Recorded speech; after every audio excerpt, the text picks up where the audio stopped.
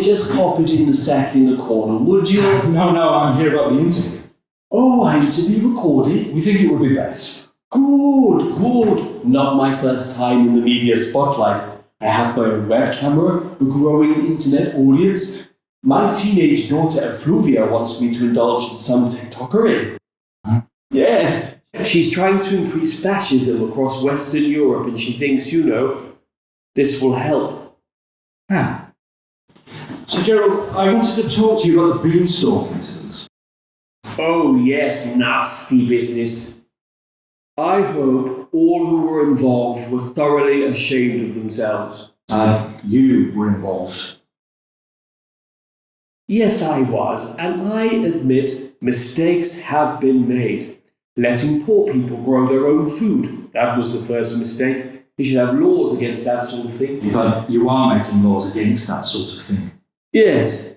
We, as giants, believe that it would be best for the country if human beings had less to eat. You want people to eat less? No, that's terrible, no. Ah, good. We'd much prefer it if people had nothing to eat at all. That's why we have invested in banking. First, we invested in the money banks. The money banks? Yes, the money banks. It's a technical term. It's what we in the city call them money banks. You wouldn't understand. We're talking about people not being able to eat. Which is precisely why we have also invested in the food banks. That's another technical term for you. 12 years ago, a pitiful 26,000 people used food banks regularly. But now, I'm pleased to say, in 2022, over 2.5 million people regularly trot on down and make their deposit. Their deposit? Yes! They deposit their food in their chosen bank, hoping that, over time, a cheese sandwich or a cheeky bottle of Dianello will accumulate in value, thus increasing their personal wealth portfolios. I don't think that's how a food bank works. People go to get donated food because they can't afford to eat. What, they're given food? Yes. For free, are you sure? Yes.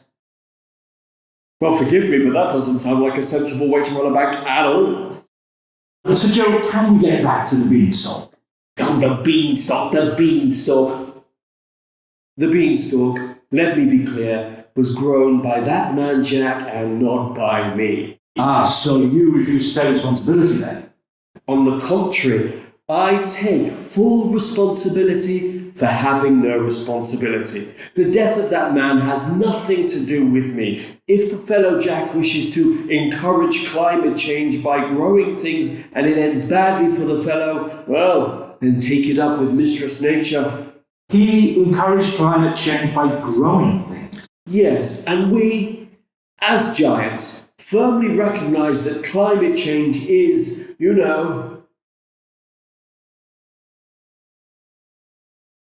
bit of a problem. Not a big problem, more a sort of irritable bowel affair. It bothers one from time to time, but if you ignore it and take more fibre in your diet, it'll probably just clear itself up. I know mine has, and I think we can all take comfort from that.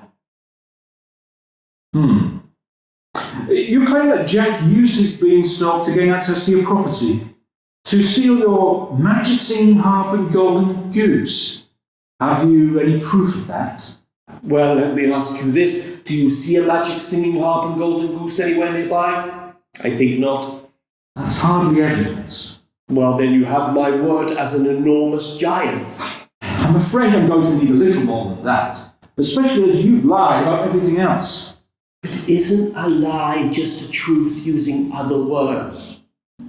Anyway, if people don't buy it, you can always whip out a flag and distract them. That's a Russian flag. Oh, sorry. Gift from one of my donors. So generous. Yes, if you're in a tight spot, you simply whip out the flag and then talk in a very serious voice about people wanting to ban them, or hang them, or hang the people that want to ban them before hanging them. The flags, not the people. Or is it both? I don't know. Daily Mail, Peppa Pig, Winston Churchill, Angela Rayner's legs.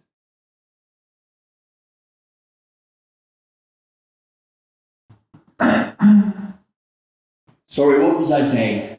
You're distracting people with flags. Yes, keep them on the side of us giants. But, Sir Gerald, you're not actually a giant, though, are you? Don't believe everything you read on Channel 4. There, you see?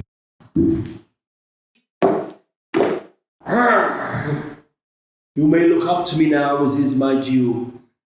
Sir Gerald, at 7 o'clock yesterday, you were found using a man's beanstalk to climb over his fence and onto his property, whereupon you killed him and his family with a large axe. I did no such thing. There are 7 witnesses who said you were singing Fee Fi Fo Fum, I Smell the Blood of an Englishman at the time. I was being patriotic. Be he alive or be he dead, I'll grind his bones to make my bread. I learnt it at Eton. It's just a song and I am just a boy. And yet, you have a successful bread-making empire, which uses human remains instead of traditional ingredients, giving you a personal fortune of 145 million. In my defence, it is very hard to get hold of certain foodstuffs at the moment. But it was you who voted to get rid of the foodstuffs in the first place. Yes! And it was I who found the solution. To have fewer hungry people, you must simply eat all the hungry people, thus sustaining privilege and eradicating poverty at the same time. Yes, I killed him. Yes, I packaged him in my latest delicious sourdough, but I ask you this, in your heart of hearts, in these difficult times, is cannibalism at work really a crime? Actually, Sir Gerald, it is. I am therefore arresting you for the murder of Jack. Hang on. And you're a policeman? I thought you were one of those media Johnnies. Detective Chief Inspector Christopher Dick. Met Police. I see. Oh dear. Look, officer, there's a sack of money in the corner there, and some of it is actually mine. If you'd like Your misuse of public office has led to untold misery for thousands of people. I don't take bribes, Sir Gerald, and I think you'll find the law is above even you. Doesn't much look like it. Very well. What is to be my punishment? A 50 quid fine and a disapproving look from me. Done!